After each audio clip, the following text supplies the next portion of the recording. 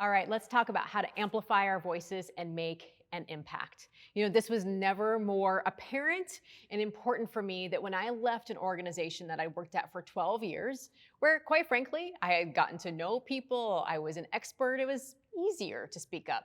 Then I find myself not only changing organizations, I changed industries. I went from banking to healthcare technology. And I will never forget my first few weeks on the job. I was sitting in meetings and literally I came home from work and I thought, "God, if they are reading a script from The Office and combining it with Grey's Anatomy, I would never know that I was being punked because they were throwing around like technology terms and healthcare terms and all of this jargon. I went from being an expert to being a novice, and I remember leaving work some days never feeling more stupid in my life. Because here I came from some place that I knew what they were talking about, and now I'm at this place and I'm overseeing HR, and I'm like, I have no idea what these people are talking about. And so it was really easy for me just to remain silent in meetings. And I remember after a couple of weeks of remaining just a little bit more silent than I desired, if you remember in the earlier chapter where I talked about the but firsts, I had a lot of but firsts going through my mind. Oh, I can't speak up because but first I need to be an expert, or I need to go get a credential, or I need to make sure that people won't think this is silly. It was really continuing to keep me silent. And I also noticed that this was a trend for me in my career. But given the role that I had in the organization, I knew it was not an option for me to remain silent. So I had to figure out a way that I could get myself off of mute and begin speaking up and making the impact that I wanted to make in my job so that I could get the results that I wanted to get.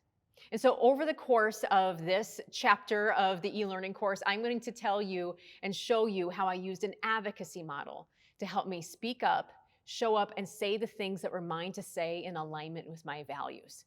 But first, I had to get myself off of mute. And so let's take a little quiz because, one of the things that I think is really interesting as we all went through the pandemic, we all had to very quickly learn how to use meeting technology. We were meeting in person, and then all of a sudden we had to be experts on Zoom. And if you remember those early days of the pandemic, people were fumbling around. Can you see me? Can you hear me? People were talking. And how many of you have said, you're on mute? A fun little fact is that Zoom actually did a study, and they said that over 70% of people have actually said those words, you're on mute. But one of the things that I think is really interesting is the whole, am I on mute? It's actually a very helpful self-coaching question. So I want to ask you, and there's a spot in your workbook, where are you remaining silent?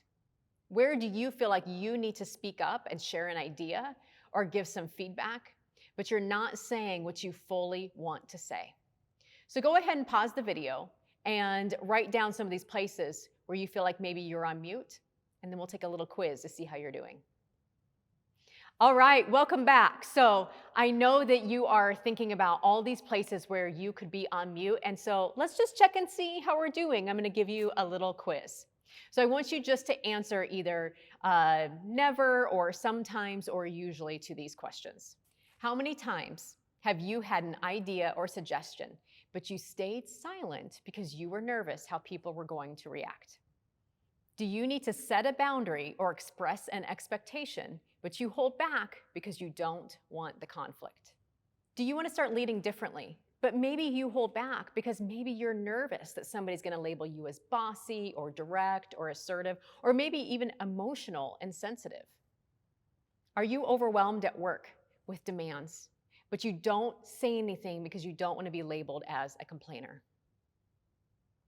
Are you the only woman or person of color on the team, but you remain silent because you feel the pressure of being the only? Friend, if you said yes or sometimes to any one of those questions, you are on mute.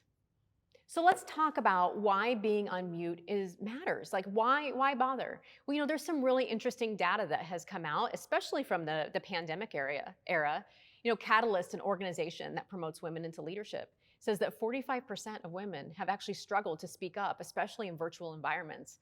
I know this is really important, as we think about a lot of our workplaces are hybrid and we are virtual some of the times. One of the statistics that I've already mentioned in this course, but I think it bears repeating, is that organizations are more profitable when there are diverse voices at the top. So your voice matters.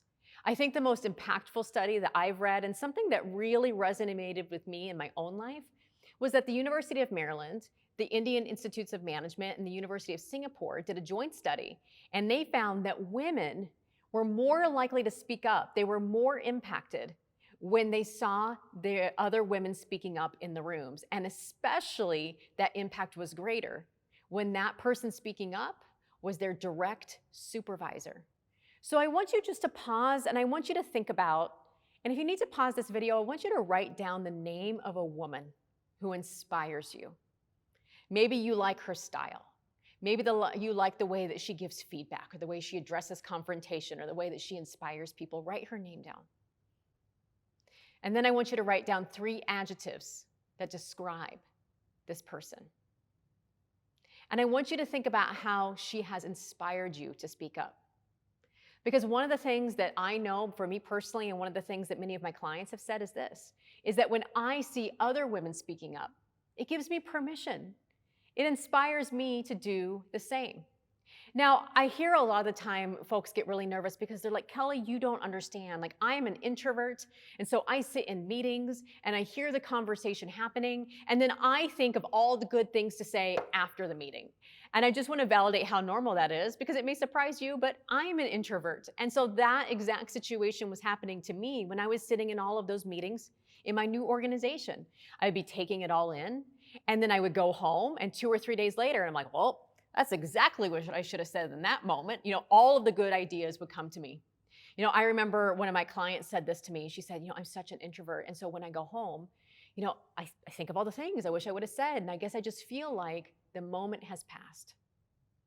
And so I really challenged her to think about, what if the opposite is true? What if the moment has come? And what if the moment has come for you just to write those ideas in an email and just address the issue head on? Hey, we were in a meeting today and I heard lots of ideas and it really got me thinking. It got me excited. And since that time, I've thought a couple of other things I'd like to add to the conversation. And so I wanted to explain them in email. Can we set aside 15 minutes to chat about these if you have any questions?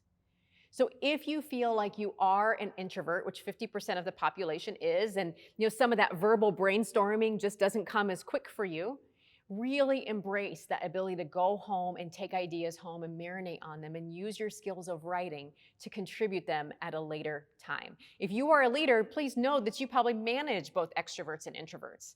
And so the extroverts, they get their energy from people. And so being in brainstorming, lots of times they can think of things quicker. But I also want you to allow time and space for folks just to go home and say, hey, go home, think about this. And I want to have all ideas in our idea bucket by Friday at 5 p.m. So that way your introverts have time to think and to marinate and to contribute. One of the things that this contributes to when it comes to speaking up is psychological safety. Psychological safety is something that's really important in organizations, and many women and people of color don't feel safe to speak up because they either haven't seen themselves in the rooms where decisions are made, or maybe they have a style that is not the main style of the leaders in the meeting. And so that's why not only individually, it's important to use our voice because we're inspiring others behind us, but if you are a leader in your organization, it's really important to make sure that we accommodate all styles for contribution and to make sure that we're passing the mic so that we're not hearing the same voices again and again and again. And we ask individuals who maybe we don't hear from as frequently or who might be only in the room to make sure that they're speaking up. I never saw this done more beautifully than a client was telling me. She was in a vendor meeting and she was the only woman. And she said, Kelli, I kept trying to offer things. I kept trying to speak up and interject. She's like, but I just kept feeling like I got cut off. And she said, it was so impressive to me because the owner of the company we were working with turned to me and said, hey, I've noticed that you've been trying to speak up and share an idea, and I'd love to hear it. That is a beautiful way of acknowledging somebody trying to contribute and hearing and isolating and amplifying their voice in a place where it's really easy to get talked over. So in the next video, I want to walk through my advocacy model for you. Because if you're anything like me, one of the things that was really a hard struggle for me was wanting to speak up, but just not knowing how to frame my ideas or how to give feedback or really how to organize these thoughts so that I wasn't just showing up and copying someone else's style. As an introvert, it was really easy and tempting for me to try to copy a lot of the styles of the more extroverted women that I knew in the organization. But if you're anything like me, every time I tried to do that, I just felt awkward. I felt silly. I said stuff that just wasn't mine to say. And so I want to give you the tools that you can speak up with authenticity, in alignment to your values, and taking action and making clear asks on what is yours to say.